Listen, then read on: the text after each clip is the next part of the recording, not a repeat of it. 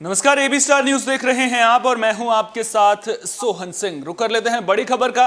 Corona से जुड़ी बड़ी खबर सामने आ रही है। पिछले 24 घंटों में 16,000 से ज्यादा मामले सामने आए हैं और जो ये मामले सामने आ रहे हैं वो हैरान करने वाले हैं, परेशान करने वाले हैं, क्योंकि कोरोना एक बार फिर से रफ्तार पकड़ता हुआ नजर आ रहा है। तो बड़ी खबर सामने आ रही है, कोरोना के मामलों में इजाफा देखने को मिला है। इसके अलावा ओमिक्रॉन के मामलों में भी बढ़ोतरी देखी गई है। तो देश में कोरोना के मामले अब तेजी से बढ़ने शुरू हो गए हैं।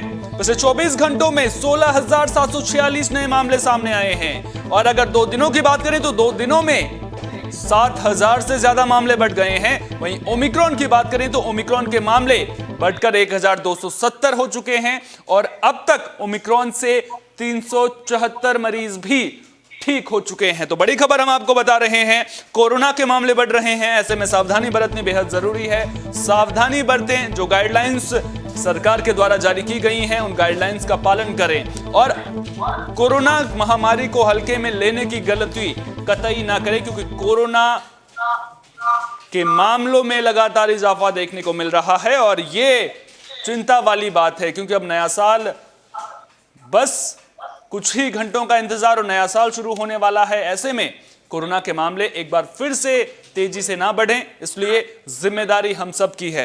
इसी पर ज्यादा बातचीत के लिए हमारी सहयोगी जहरा फरहीन हमारे साथ में जुड़ गई हैं। फरहीन, कोरोना के मामलों में एकदम से उछाल देखने को मिल रहा है। पिछले 2 दिनों की बात करें तो रोजाना के मामलों में 7,000 मामले बढ़ गए हैं, 16,000 मामले एक बार फिर से सामने आए हैं। कहीं ना कहीं हैरानी की बात, परेशानी की बात और जो लापरवाही लोग बरत रहे हैं उसी का नतीजा। बेशक सोहन, लापरवाही तो हो रही है। आप खुद देख रहे हैं, अगर ना मार्केट है, लोग शॉपिंग से बाज नहीं आ रहे हैं, नया साल आने वाला है। बच्चों के स्कूल हालांकि बंद कर दिए गए हैं, दिल्ली में येलो अलर्ट है, नाइट कर्फ्यू भी जारी कर दिया गया है, लेकिन इसका कोई खास फर्क नजर आ नहीं रहा है और उसके रिजल्ट आपके सामने आ रहे हैं कि लगातार आंकड़े बढ़ रहे हैं। अब अगर हालात ऐसे ही रहे तो फिर मे बी लॉकडाउन के बारे में सोचा जाएगा। इंटरनेशनल फ्लाइट अभी बंद नहीं हुई है प्रॉपर। बहुत सी जगह पे जो आपकी बस है और मेट्रो है, इसमें 50% लोगों का कर दिया है आने जाने के लिए, लेकिन उसके बावजूद भी कुछ जगहों पे बहुत ज्यादा लापरवाही हो रही है। सबसे ज्यादा तो देखा जाता है तो सर्दियों का टाइम है, इस वक्त में कोविड है, एकदम से तेजी से रफ्तार पकड़ता है। शायद यही वजह है कि ये स्पीड बढ़ रही है और अगर थोड़ी सी भी लापरवाही की गई तो वो भारी पड़ेगी, जिसके आंकड़े आपको दिख रहे हैं। लेकिन एक रीजन और ये भी है कि कोरोना का जो नया वेरिएंट है ओमिक्रॉन, इससे मौत के आंकड़े बहुत कम। मौत के आंकड़े कम होने की वजह है कि लोगों में डर पैदा नहीं होता है कि, और लोग जो है ठीक होके जा भी रहे हैं। अगर प्रीवियस ईयर की बात करें तो उसके मुकाबले इस बार हॉस्पिटल में ऐसी भीड़ नहीं है, इस तरह से मरीज नहीं सुनने को मिल रहे हैं कि बेड कम पड़े हैं फिलहाल अभी ये हालात में। अगर लगातार इसी तरह से पेशेंट बढ़ते रहे तो शायद ये नौबत भी देखने को मिलेगी, लेकिन फिलहाल ऐसी नौबत नहीं आई है। तो एक लोगों के अंदर साइकोलॉजिकल होता है कि वैसे वाली नौबत नहीं है तो शायद ये इतना इफेक्टिव नहीं होगा, लेकिन ये लापरवाही, इस तरह की जो हम लोग लापरवाही कर रहे हैं या इसको हल्के में ले रहे हैं, ये बहुत भारी पड़ने वाला है। फरीन, जब कोरोना के मामले सामने आए थे, साल 2020 की मैं बात कर रहा हूं, तो उस वक्त लॉकडाउन लगा दिया गया था। उसका असर भी देखने को मिला था, उसका फायदा भी मिला। संक्रमण में उस वक्त कमी देखी गई थी और फिर फरवरी में जो कोरोना की रफ्तार है वो एकदम से कोरोना कमजोर पड़ गया था, लेकिन उसके बाद लोग लापरवाही बरतते हुए नजर आए थे और उसके बाद मार्च अप्रैल में क्या कुछ हुआ था वो मंजर आज भी जहन में ताज़ा है। किस तरह से शमशान घाटों के बाहर लोगों की लंबी लंबी कतारें लगी हुई थी। एक बार फिर से अब रफ्तार पकड़ी है कोरोना ने। कहीं वो दौर दोबारा तो देखने को नहीं मिलेगा जिस तीसरी लहर को लेकर के लगातार आशंका जताई जा रही है, कहीं वो नजदीक तो नहीं नजर आ रही है। अब थर्ड वेव की अगर मैं बात करूं तो अभी जो अक्टूबर बीता है उसमें कहा जा रहा था कि अक्टूबर नवंबर में थर्ड वेव आएगी, शायद बच्चों पे ज्यादा इफेक्टिव होगी, लेकिन वो वेव आई नहीं। मे बी ये थर्ड वेव हो। और अगर मैं आपको बताऊं तो ओमिक्रॉन के जो इसका जो वेरिएंट है ये ज्यादा इफेक्टिव है, 3 गुना ज्यादा असर करता है, लेकिन अभी मौत के आंकड़े जैसे मैंने कहा बहुत कम है, तो लोगों को यही लग रहा है कि शायद ये असर कम कर रहा है। और एक लापरवाही की वजह ये भी है, कहते हैं ना कुछ अच्छा होता है तो उसका एक बुरा परिणाम भी आता है। तो जैसे कि वैक्सीनेशन हो चुका है लोगों का, जो 2 डोज ले चुके हैं, तो वो लोग सोच रहे हैं कि हमने तो 2 डोज ले चुके हैं तो इसलिए अब ज्यादा हमें कोई इफेक्ट नहीं करेगा, हम पे इसका असर नहीं होगा, लेकिन उन लोगों को अगर कोई ऐसा सोच रहा है तो हम बता दें कि ऐसा कुछ नहीं है। जो 2 डोज ले चुके हैं उनको भी कोरोना हो रहा है या फिर ओमिक्रॉन हो रहा है। तो इस तरह से अगर अपने माइंड सेट करके आप बैठे हैं कि हमने वैक्सीनेशन करा लिया है तो कोई असर नहीं होगा, तो ये बिल्कुल गलत है। लापरवाही लापरवाही रहेगी। आपके जरिए नहीं हो रहा है तो किसी और को होगा। तो मार्केट का हाल देख लीजिए। हालांकि स्कूल बीच में खोले गए, तो अब मुझे याद है आपने मुझसे एक बार सवाल किया था कि स्कूल खोले जा रहे हैं, क्या ये बच्चों के लिए ठीक रहेगा? उस टाइम बच्चों का वैक्सीनेशन नहीं हुआ था। अब बच्चों के लिए वैक्सीन अवेलेबल है, वैक्सीनेशन बच्चों का स्टार्ट हो जाएगा, एग्जाम टाइम है। ऐसे में स्कूलों को फिर से बंद किया गया है क्योंकि हालात बिगड़ रहे थे। तो कोशिशें पहले से की जा रही हैं और गलतियों से सबने सीखा भी है। तो चाहे वो हॉस्पिटल हो, वहाँ पे फैसिलिटी दुरुस्त कर दी गई है। स्कूलों को पहले से बंद किया गया है, पहले से ही नाइट कर्फ्यू वगैरह लगा दिए गए हैं। लेकिन लापरवाही की अगर मैं बात करूँ तो वो अभी भी हो रही है और उसी का ये रिजल्ट है जो आपके सामने आ रहा है। ये दुगनी तिगनी स्पीड से जो मरीज सामने आ रहे हैं, ये अगर इसी तरह से चलता रहा तो ये हालात वाकई बहुत खराब हो जाएंगे। अच्छा, ओमिक्रॉन को लेकर के आप लगातार बात करें, उसको लेकर के भी आपसे एक सवाल लूंगा, लेकिन उस बीच में नए साल के जश्न को लेकर के हमने देखा है कि 31 की नाइट को किस तरह का माहौल रहता है। हालांकि दिल्ली में जश्न पर पाबंदी है लेकिन लोग मानते नहीं हैं। हमने कोलकाता की तस्वीरें भी मैं देख रहा था, वहां पर किस तरह का माहौल है। लोग एक तरफ जागरूक नजर आ रहे थे कि हम सावधानी बरतेंगे, लेकिन 30 की रात को ही आप वहां पर अगर नज़ारा देखें तो वहां पर जो लोग हैं वो बड़ी संख्या में जुटने शुरू हो गए थे। तो ऐसे में क्या कोरोना बम फूटने का जो संभावना रहती है वो बढ़ जाती है? और लोग एक तरफ लोगों को पता है कि सावधानी बरतने हैं, लेकिन उसके बावजूद भी लोग बाहर निकलते हैं और जश्न मनाते हुए नजर आते हैं। तो फिर ये समझ में नहीं आता है कि लोगों का डरना बेहद ज्यादा जरूरी है तभी लोग मानेंगे। देखिए सोहन, डर तो बेशक जरूरी होता है। दूसरा, अगर मैं ये कहूँ तो आपका न्यू ईयर हो या क्रिसमस रहा हो, इसमें क्या होता है कि ये यूथ के लिए बहुत बड़े फेस्टिवल होते हैं, इवेंट होते हैं। हालांकि नाइट कर्फ्यू है तो जाहिर है 11 बजे से पहले सब बंद कर दिया जाएगा, लेकिन अंदर क्या हो रहा है ये हमें नहीं पता होता है। क्लब्स हैं, ये सब बार हैं, ये बेसिक ये जो इस तरह के रात के फेस्टिवल होते हैं ना, इनमें ज्यादा गुलजार माने जाते हैं। किस तरह की लापरवाही वहाँ पे हो रही है या आगे होगी, आप देखिए कि सीपी का अगर नजारा देखने को मिलता है तो वहाँ अलग ही एक नजारा मिलता है इस खास तौर पे न्यू ईयर ईव के टाइम पर। तो ये चीज एक तरह से कोविड बाद हम मान सकते हैं कि यह होगा, लेकिन 11 बजे से जैसे कहा गया है कि नाइट कर्फ्यू, तो शायद उस तरह के हालात ना हो। लेकिन फिलहाल कुछ कहा नहीं जा सकता और इसका रिजल्ट मिलेगा कि इसके आंकड़े आपको बढ़े हुए दिखाई देंगे। और अब देखना दिलचस्प होगा कि जब 1 जनवरी की सुबह होगी तो फिर किस तरह के मामले निकलकर सामने आते हैं। और जब 31 जनवरी को, माफ कीजिएगा 31 दिसंबर यानी कि आज की रात को, क्या लोग मानते हैं या नहीं, इस पर भी हमारी नजर लगातार बनी रहेगी। ओमिक्रॉन को लेकर के आप बात कर रही थी, दरअसल ओमिक्रॉन वेरिएंट को लेकर के जिस तरह से आपने भी बताया कि 3 गुना ज्यादा संक्रामक ये है डेल्टा के मुकाबले, और इससे मौत के मामले फिलहाल सामने नहीं आ रहे हैं। मुझे डेल्टा प्लस वेरिएंट का वो दौर याद आता है। दरअसल जब डेल्टा प्लस वेरिएंट की शुरुआत में जब ये सामने आया था तो उस वक्त भी ये ज़्यादा गंभीर नहीं था। मौत के मामले बाद में आने शुरू हुए थे और पहले इसको संक्रामक माना जा रहा था, लेकिन ये बताया जा रहा था कि इसके लक्षण जो हैं वो गंभीर नहीं है, इससे मौत का ज़्यादा खतरा नहीं है। लेकिन कहीं ओमिक्रॉन वेरिएंट भी वो बड़ा रुख अख्तियार तो नहीं कर लेगा, वो बड़ा रूप अख्तियार तो नहीं कर लेगा कि लोगों की, जिस तरह से हमने देखा था कि बेड्स कम पड़ने लगे थे, अस्पताल भर गए थे, तो क्या वो दौर वापस दोबारा तो नहीं आएगा ओमिक्रॉन की वजह से? क्योंकि डेल्टा में भी पहले इसी तरह का माहौल देखने को मिला था।